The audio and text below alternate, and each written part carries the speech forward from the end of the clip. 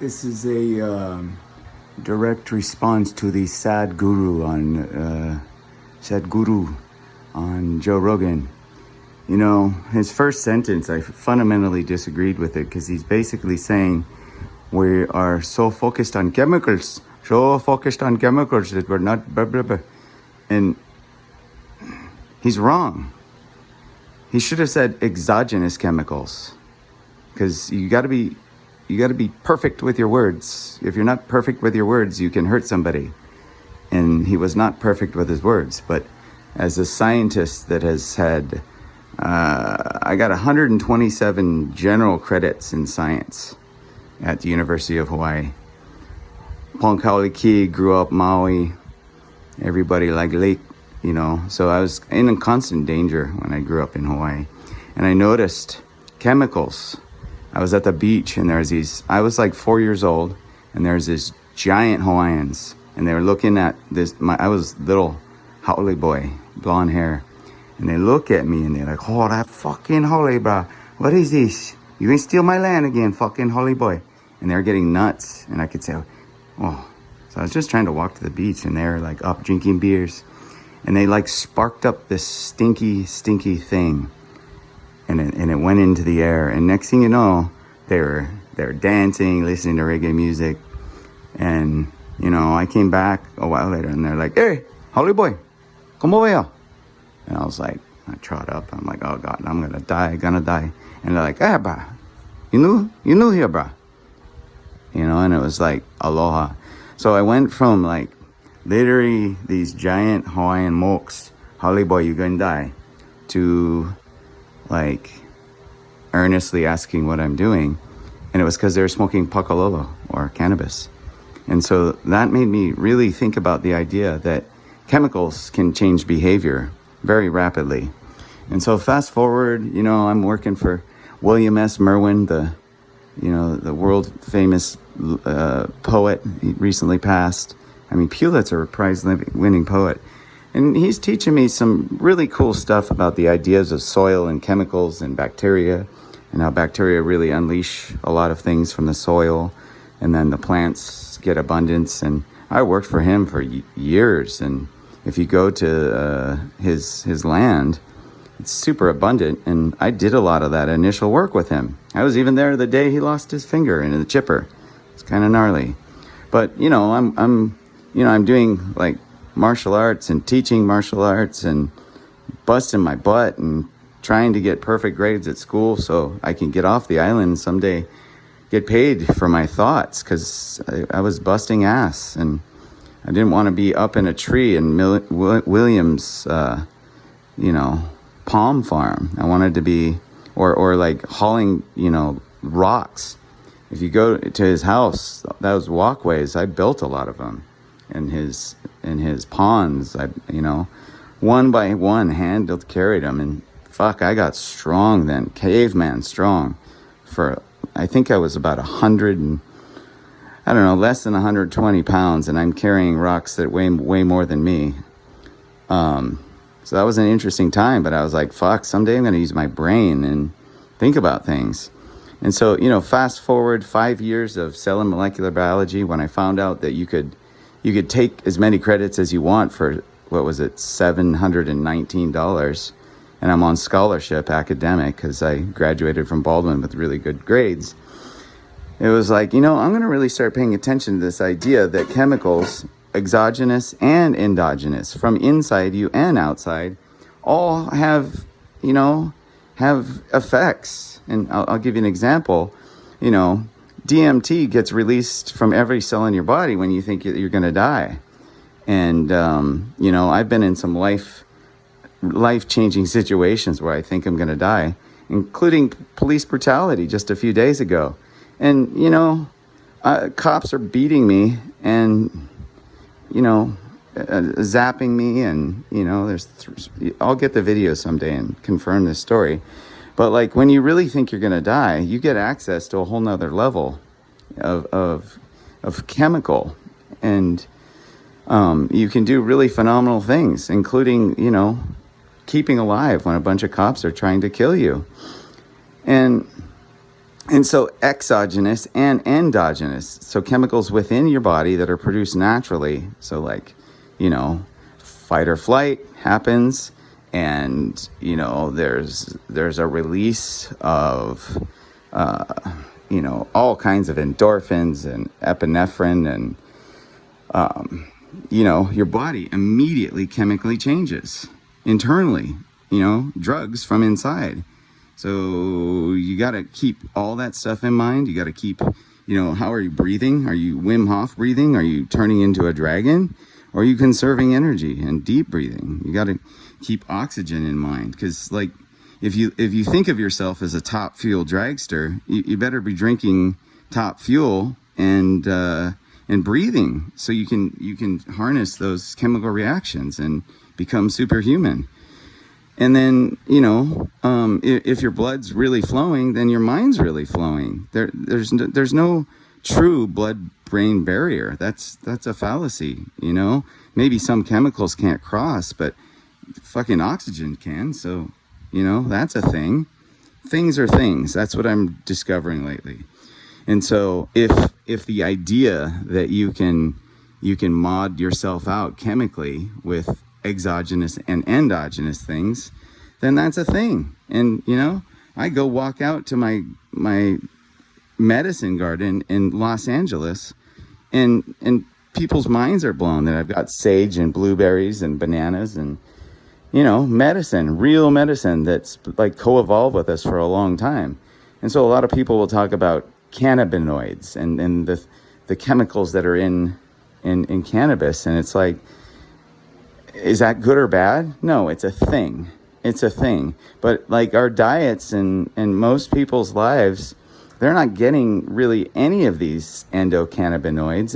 And if someone says and looks at cannabis and goes, oh, there's 2 molecules that really modulate everything, they're a fucking idiot. That's like walking into the Sahara Desert and picking up a fucking rock and a twig and saying, this is the desert. Like, we're just beginning to start to understand all the molecules that are in all the different strains and different types of cannabis. So we do know that there's lots of cannabinoids, and we also know that there's like trillions of receptors within our body, almost effectively a second nervous system that could get activated if you expose it to things that trigger those receptors. So it's almost like most humans, most Americans are walking around with only half of their nervous system being activated. And so when I hear this guru talking about chemicals and people or relying on chemicals for heaven, it's like, man, you can have heaven on earth if you really start to apply the idea that all things are things. And, okay, so let's do some extreme examples. Water, most people would say water's good, and amphetamines are super bad, right? So it's all dose dependent and time dependent, and so water, you overdose, it's called drowning. Surfing in Hawaii, I've overdosed on water many times and thought that I was going to go meet my maker. And, there's one time my dad came out to save me at Ho'okipa. I was on a bodyboard, I was probably 6 years old, and he'd run a marathon that day, and we almost both died. So we almost both, my father and myself, overdosed on H2O. And so, that's a thing. Things are what they are. And you can think of things as waves. You can either go with it and surf it, or you can duck dive it. But if you just sit there and you just say it's bad, you're going to get a 30-foot wave crashing on your head. If you think water's bad and you don't drink it, you're going to die. If you think water's good and you drink it and you surf, your life is rad. Methamphetamines. Let's see. So if it's the end of the world and Putin's taking everyone's children and he's got nukes and everything, and you have 10 minutes to live, an amphetamine might have a high utility in that situation.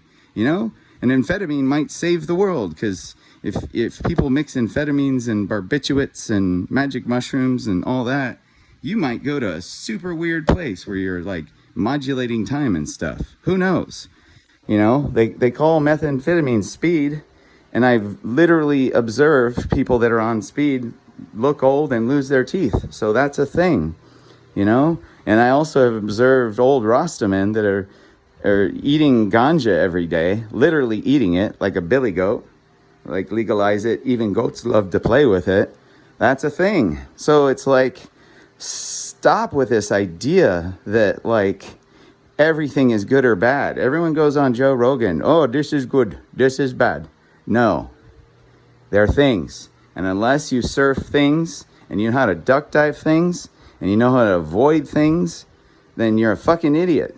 So surf, do some jiu-jitsu, you know, study some broad science. What is this with everybody fucking studying like particle physics level eyeball science? It's like, how about you study how the whole brain works?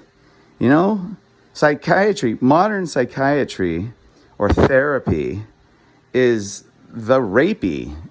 You know, it's like, I'm pretty convinced that back in the day when we were in villages, if there was a rapist, you know, the group would come together and say, well, we'll become the rapist. We're going to fuck with this guy. We're going to do awful things to him, and he'll never, ever rape again.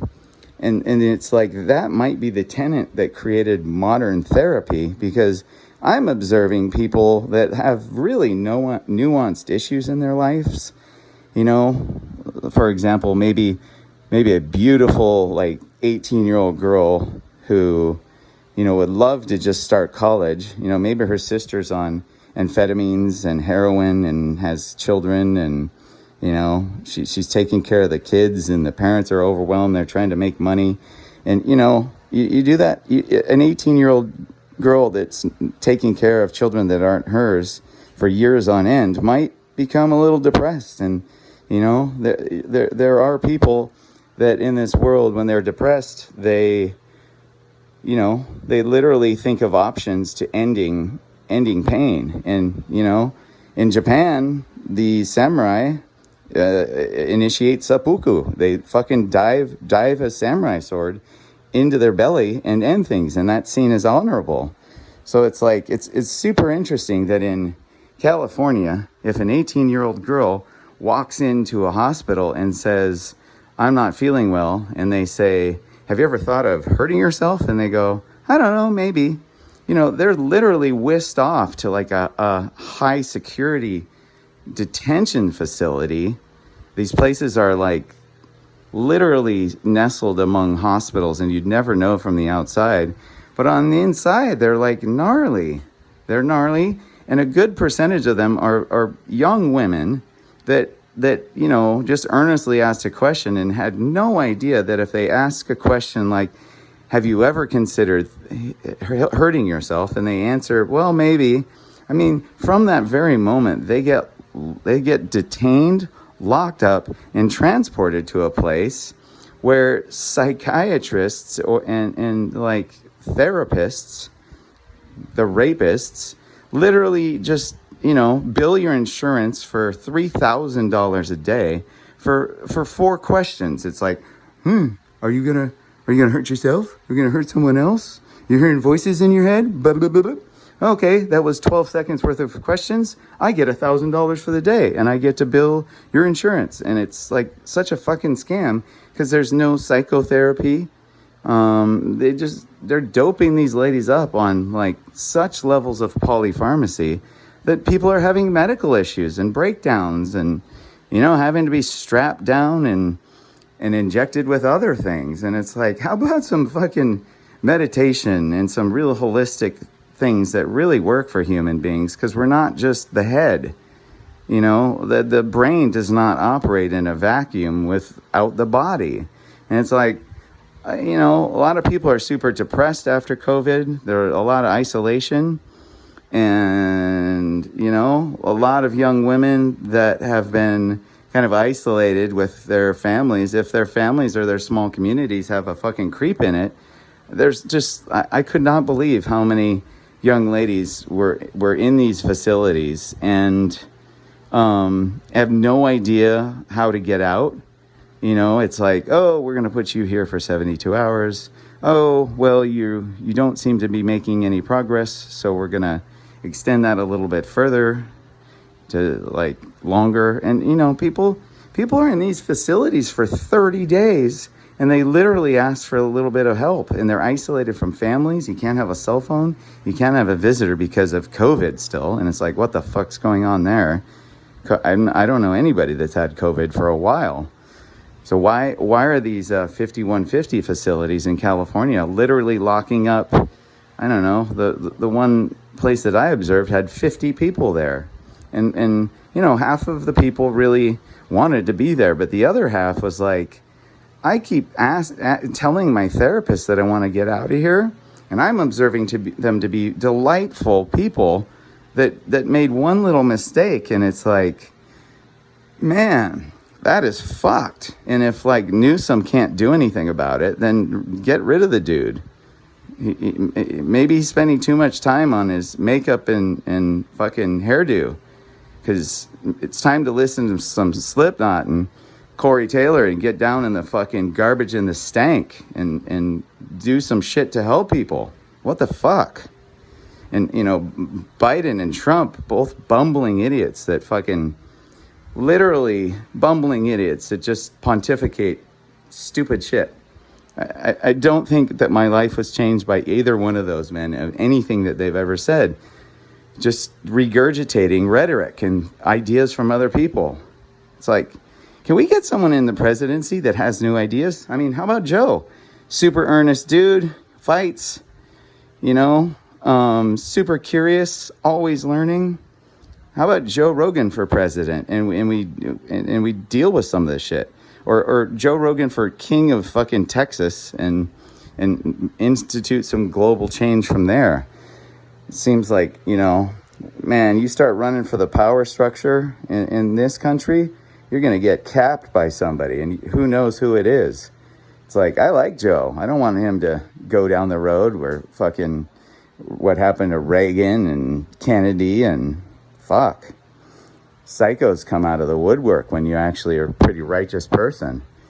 So, I don't know. I don't know how to instill change in this crazy world, but fuck, if we're just sitting here watching World War III unravel while Putin, the fucking madman that has no detectable, you know, compassion in him, and, you know, will literally in a simulation just mash the nuke button because he doesn't give a fuck, because he's just a broken individual. It's like giving Hannibal Lecter the fucking nuke codes.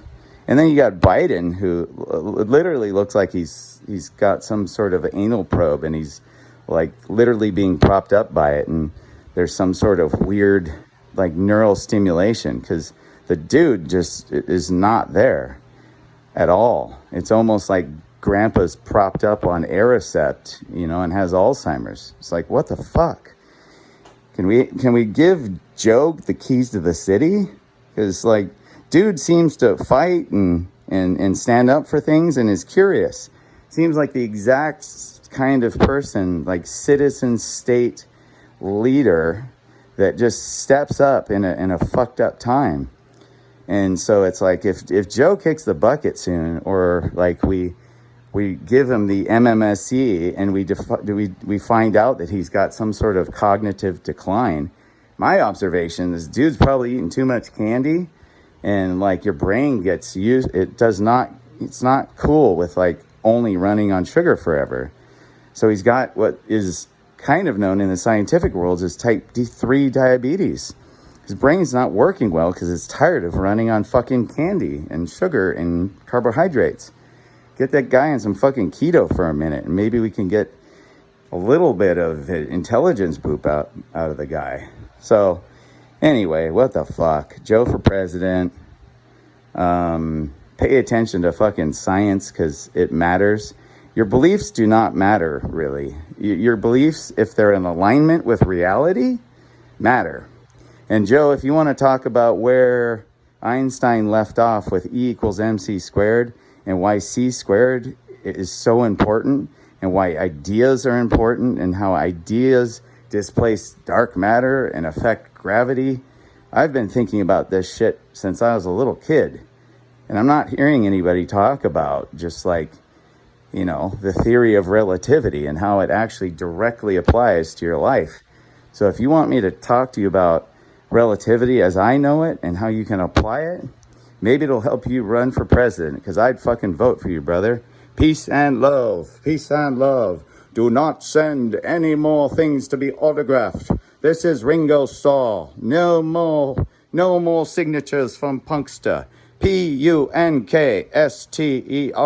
Aloha, brother.